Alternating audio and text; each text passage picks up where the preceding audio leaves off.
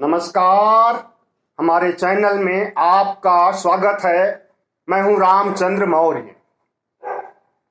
2014 में जब प्रधानमंत्री नरेंद्र मोदी शपथ ग्रहण किए थे, उसके कुछ समय बाद उन्होंने न्यू इंडिया की योजना बनाई थी। उसे मेक इन इंडिया भी कहा जाता था, मेड इन इंडिया भी कहा जाता था। मतलब कि एक नए भारत का स्वरूप तैयार किया था, जिसमें भारत खुशहाल होगा, अच्छे दिन आएंगे और भारत की आर्थिक स्थिति सुधरेगी, काला धन वापस आएगा और चारों तरफ अमन चैन का माहौल होगा। लेकिन इन 8 सालों में न तो मेक इन इंडिया बन पाया, न न्यू इंडिया बन पाया, बल्कि जिस तरह का इंडिया था उससे भी बुरा इंडिया बन गया। आज देश की क्या हालत है आप अच्छी तरह से देख रहे हैं। सांप्रदायिक दंगे, उन्माद, हिंसा, आगजनी, पूरे देश में कोहराम मचा हुआ है, हाहाकार मचा हुआ है। तो न्यू इंडिया का कॉन्सेप्ट उस समय प्रधानमंत्री का जो भी रहा हो, लेकिन आज उनका कॉन्सेप्ट है न्यू इंडिया नहीं, बल्कि हिंदू राष्ट्र की स्थापना और हिंदू राष्ट्र बनाने के लिए सांप्रदायिक रुझान पैदा करना, हिंदुओं का बंटवारा करना और 80% हिंदुओं को अपने पक्ष में करके वोट प्राप्त करना, राज्यों में भी और केंद्र में भी। महंगाई, एंटी इनकम्बेंसी, इन सब से किसी चीज से मतलब नहीं है प्रधानमंत्री का। और उन्होंने उत्तर प्रदेश की प्रयोगशाला में संयोग और प्रयोग वाले अपने मुहावरे को चरितार्थ भी किया। उन्होंने जिस ढंग से धर्म का झंडा लहराया, काशी कॉरिडोर से लेकर के अयोध्या तक, और जितनी भी धार्मिक गतिविधियां की, सांप्रदायिक गतिविधियां की, हरिद्वार में धर्म संसद आयोजित किया और हिंदुओं का एकीकरण करने के लिए अन्ना, गन्ना, जिन्ना, कैराना, पता नहीं कितनी तरह के नारे दिए और समाजवादी पार्टी को एक आतंकवादी पार्टी ठहराया। इस तरह से उनका यह प्रयोग सफल रहा और वही सफलता हासिल करने के लिए 2024 की भूमिका बन रही है, क्योंकि उन्हें पता है कि महंगाई के आधार पर, कोरोना के आधार पर, रोजगार के आधार पर और देश का बंटाधार करने के आधार पर, देश को बेचने के आधार पर उन्हें कोई वोट देने वाला नहीं है। और उपचुनाव ने इसे साबित भी कर दिया। 4 राज्यों के जो परिणाम आए हैं अभी अभी, उसमें भारतीय जनता पार्टी का सुपड़ा साफ मिला। लेकिन अब भारतीय जनता पार्टी अगर कोई कदम उठा रही है तो सोच समझ करके उठा रही है और सांप्रदायिक ध्रुवीकरण के लिए पूरी ताकत लगा रही है। साधु संतों को अलग से छोड़ दिया है जहरीले बयान देने के लिए, जहरीले वक्तव्य देने के लिए। हिंदू संगठनों को अलग छोड़ दिया है, बजरंग दल को, हिंदू महासभा को, आरएसएस भी अपने स्तर पर काम कर रहा है हिंदू राष्ट्र बनाने के लिए और मोदी को फिर से सत्ता में लाने के लिए। धर्मांधता और सांप्रदायिकता का जो जहर बिखेरा जा रहा है पूरे देश में, उसके पीछे आरएसएस का हाथ है, भारत सरकार का हाथ है, राज्य सरकारों का हाथ है और भारतीय जनता पार्टी और उसके तमाम संगठनों का हाथ है। इस तरह से सांप्रदायिकता की आग में झोंकने के लिए न मुसलमान जिम्मेदार हैं, न हिंदू जिम्मेदार हैं, बल्कि भारतीय जनता पार्टी के शीर्ष नेतृत्व, कट्टरपंथी नेता, आरएसएस, बजरंग दल, हिंदू महासभा, विश्व हिंदू परिषद, ये जिम्मेदार है। ऐसे में जब सत्ता प्राप्ति का साधन बन जाए, सांप्रदायिकता सत्ता प्राप्ति का साधन बन जाए, आग लगाने की प्रवृत्ति सत्ता प्राप्ति का साधन बन जाए, नरसंहार करने की बात, तो भला प्रधानमंत्री क्यों बोलेंगे ऐसे माहौल में, और क्यों वे अपने मौन व्रत को तोड़ेंगे? जब लगभग 15 दिन हो गए रामनवमी के पहले से ही ये सांप्रदायिक दंगे, उन्माद, हिंसा, तांडव मचा हुआ है, लेकिन प्रधानमंत्री नरेंद्र मोदी चुप बैठे हुए हैं। उनके मुंह से एक बात भी नहीं निकल रही है। दंगों को समाप्त करने के लिए, सांप्रदायिक उन्माद को खत्म करने के लिए उन्हें अपील करना चाहिए, उन्हें राष्ट्र के नाम संबोधन करना चाहिए। और एक बात बता दें कि प्रधानमंत्री की बात को जनता और खास करके कट्टरपंथी हिंदू लोग बहुत मानते हैं। कोरोना के पहली लहर में जब कोरोना आया था, उस समय उन्होंने जनता को कोरोना का स्वागत करने के लिए ताली बजाने, थाली बजाने, दिया जलाने की बात कही थी। और देखिए, देश के अधिकांश लोगों ने ताली भी बजाया, दिया भी जलाया, कोरोना का स्वागत भी किया। तो इस तरह से अगर प्रधानमंत्री जी अभी सांप्रदायिक माहौल को कायम करने के लिए, सांप्रदायिक माहौल जो बिगड़ा हुआ है उसे दुरुस्त करने के लिए अगर देश की जनता को संबोधित करें, तो निश्चित रूप से उसका असर पड़ेगा और सांप्रदायिक उन्माद कम होगा, या हो सकता है कि बिल्कुल ही खत्म हो जाए। लेकिन प्रधानमंत्री जी ऐसा नहीं करने वाले, क्योंकि अगर ऐसा करेंगे, उन्होंने ही जब ये ऐसी स्थिति उत्पन्न की है, उनके संगठनों ने ऐसी स्थिति उत्पन्न की है, उनकी सरकार ने ऐसी स्थिति उत्पन्न की है, तो वो भला क्यों कहेंगे कि हाँ सांप्रदायिक दंगे बंद करो? नहीं कह सकते। प्रधानमंत्री जी जब विपक्ष में थे 2013-14 में, तो उस समय तत्कालीन प्रधानमंत्री डॉक्टर मनमोहन सिंह को मौनी बाबा कहते थे और उनकी कटु आलोचना करते थे। प्रधानमंत्री डॉक्टर मनमोहन सिंह ने कभी इसका प्रतिरोध नहीं किया और न कांग्रेस पार्टी ने कभी विपक्षी दलों को इस तरह से आड़े हाथों लिया है, जिस तरह से कि आज प्रधानमंत्री नरेंद्र मोदी विपक्ष को भी आड़े हाथों ले रहे हैं और सांप्रदायिक उन्माद के लिए, सांप्रदायिक दंगों के लिए विपक्ष को जिम्मेदार ठहरा रहे हैं। अभी 3 दिन पहले विपक्ष ने एक खुला पत्र लिखा था, प्रधानमंत्री के नाम देश को बचाने की अपील की गई थी। सांप्रदायिक नफरत, सांप्रदायिक हिंसा, सांप्रदायिक दंगों से देश झुलस रहा है, उससे बचाने के लिए गुहार किया था 13 विपक्षी पार्टियों ने, जिसमें सभी लगभग कई राज्यों के मुख्यमंत्री थे और कई राज्यों के बड़े नेता थे जिन्होंने उस पर हस्ताक्षर किया था। 13 विपक्षी नेताओं ने हस्ताक्षर किया था। कल रविवार को उनका भारतीय जनता पार्टी के वर्तमान अध्यक्ष जेपी नड्डा का भी उसी तरह का पत्र आया है, जिसमें उन्होंने कांग्रेस को घेरते हुए कांग्रेस को याद दिलाया है कि आपके शासनकाल में कितने सांप्रदायिक दंगे हुए थे, कितने उन्माद हुए थे, और इसके लिए जो आज जो माहौल है, कहीं न कहीं इसके लिए भी कांग्रेस और विपक्ष को उस पत्र के माध्यम से जिम्मेदार ठहरा रहे हैं जेपी नड्डा।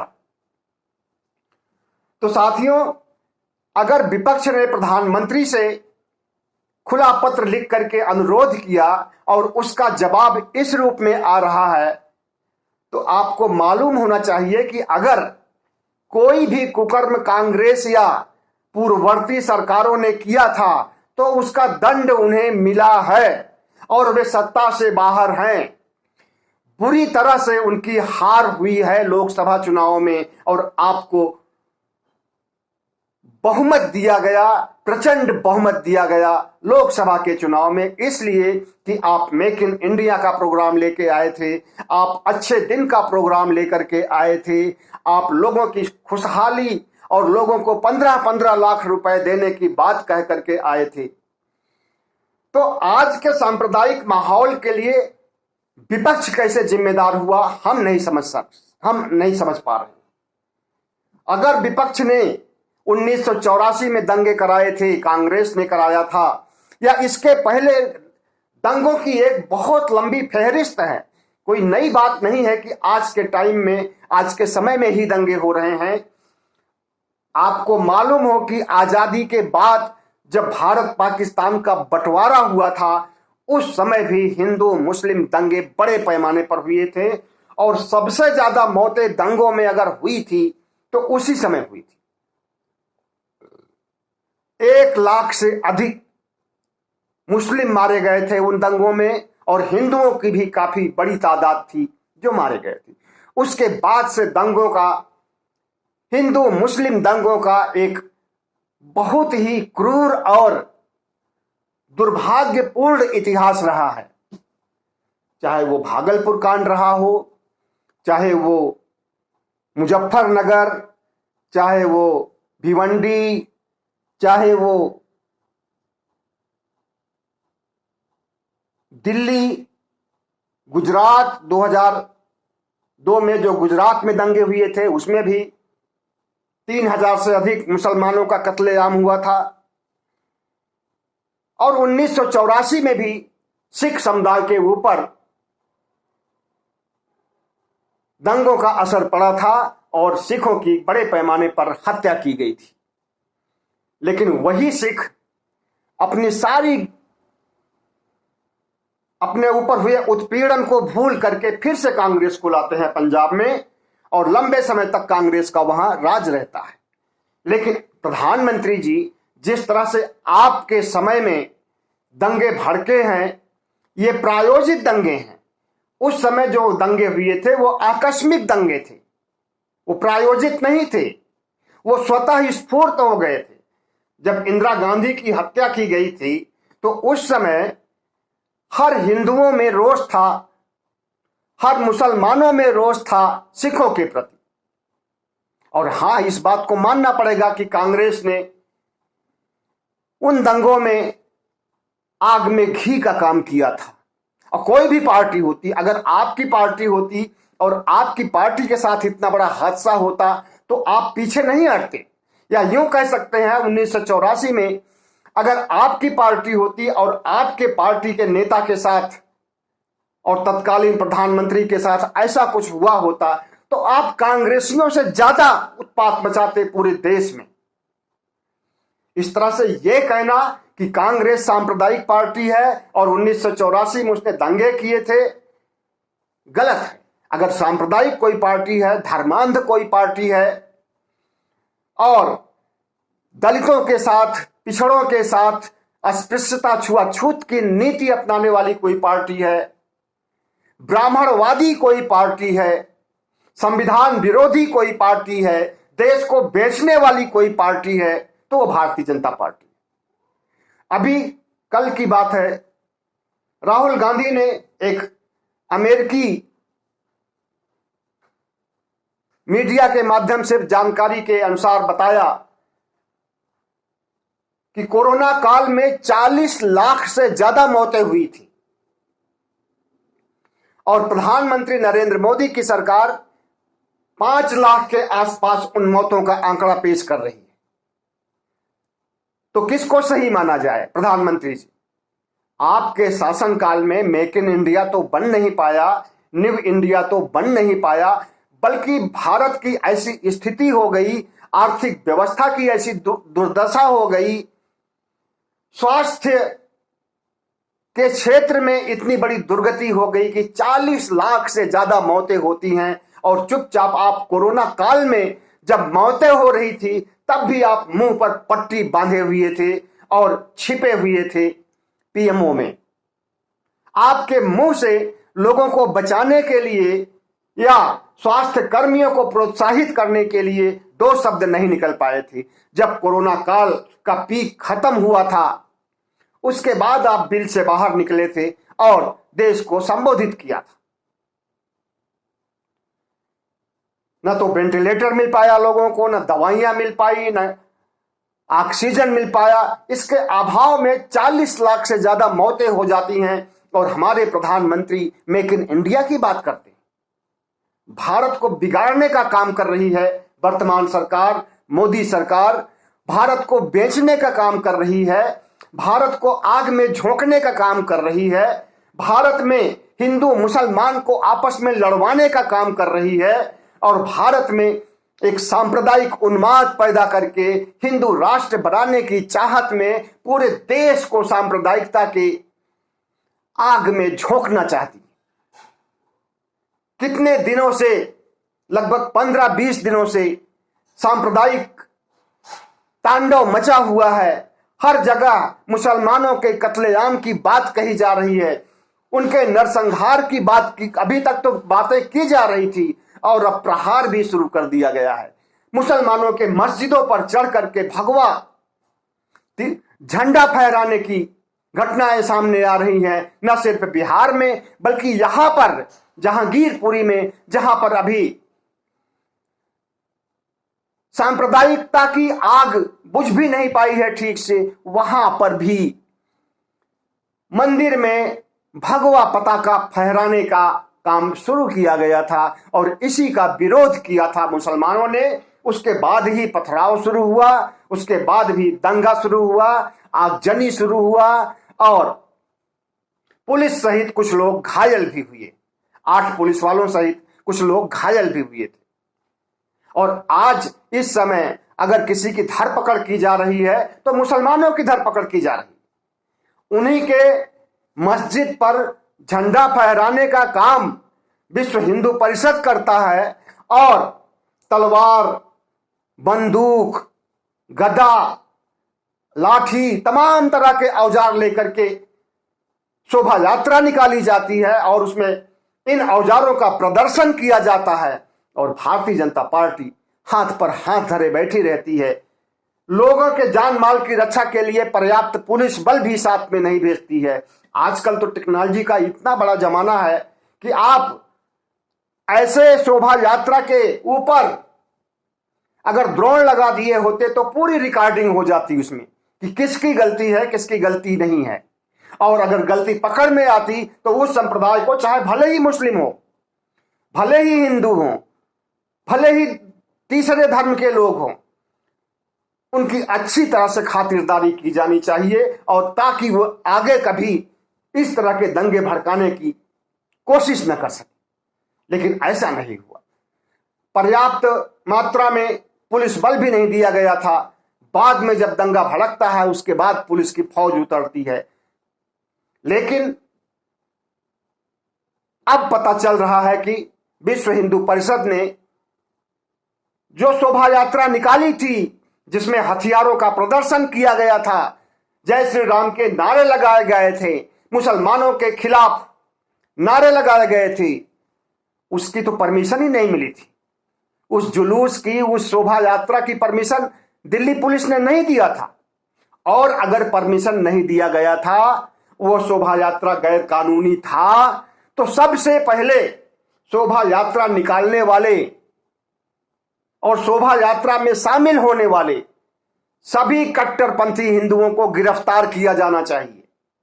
और जिन लोगों ने मस्जिद के ऊपर भगवा फहराने की कोशिश की है उन्हें भी गिरफ्तार करके और अदालत के हवाले करना चाहिए। अगर आप यही काम मुस्लिम करते, ये की शोभा यात्रा निकालते, अपना जुलूस निकालते, तो अब तक तो इनके घर पर बुलडोजर चल गया होता, जैसा कि मध्य प्रदेश में चला है, उत्तर प्रदेश में चला है। आपकी नजर में अपराधी, कट्टरपंथी, आतंकी हिंदू नहीं हो सकता है, सिर्फ मुस्लिम हो सकता है। और चाहे वो मध्य प्रदेश हो, चाहे वो उत्तर प्रदेश हो, हर जगह जहां जहां बुलडोजर चल रहा है मुसलमानों के ऊपर चल रहा है। क्योंकि हिंदू तो कोई गलत काम करता ही नहीं, वो आतंकी होता ही नहीं है, कट्टरपंथी होता ही नहीं है। लेकिन देखने में जो आ रहा, जितने भी वीडियो आ रहे हैं उसमें सबसे ज्यादा हिंदुओं की ज्यादती दिखाई दे रही है। चाहे वो यति नरसिम्हा राव हो और चाहे तमाम साधु संत हों, युवा वाहिनी के लोग हों, विश्व हिंदू परिषद के लोग हों, ये अगर हवा में हथियार को लहराते हुए चल रहे हैं, शोभा यात्रा निकाल रहे हैं, जुलूस निकाल रहे हैं, मार डालने काट डालने की बात कर रहे हैं, नरसंहार करने की बात कर रहे हैं, तो ऐसे मामलों पर कार्रवाई क्यों नहीं हो रही है? दिल्ली सरकार, केंद्र सरकार, गृह मंत्रालय के नाक के नीचे जहांगीरपुरी में इतना बड़ा हादसा हो जाता है और शाह और मोदी दोनों लोग खामोश बैठे हुए हैं, मौनी बाबा बने हैं। प्रधानमंत्री को सामने आकर के, या पूरे देश का यह मामला है, सिर्फ दिल्ली का मामला नहीं है, और पूरे देश में सांप्रदायिकता का संकट आया हुआ है, तो प्रधानमंत्री को राष्ट्र के नाम संबोधन करना चाहिए और उसमें अपील करना चाहिए सभी संप्रदाय, सभी धर्म के लोगों को शांति बनाए रखने के लिए अपील करना चाहिए। और अगर ऐसा नहीं कर रहे हैं तो इसका मतलब यह है कि प्रधानमंत्री खुद, या इनका आरएसएस, इनका विश्व हिंदू परिषद, इनका हिंदू महासभा, इनका बजरंग दल खुद यह सब कुछ प्रायोजित कर रहा है। और जब खुद प्रायोजित कर रहा है सांप्रदायिक ध्रुवीकरण के लिए, तो इनके लिए कार्रवाई क्यों हो सकती है? क्यों करेंगे कार्रवाई?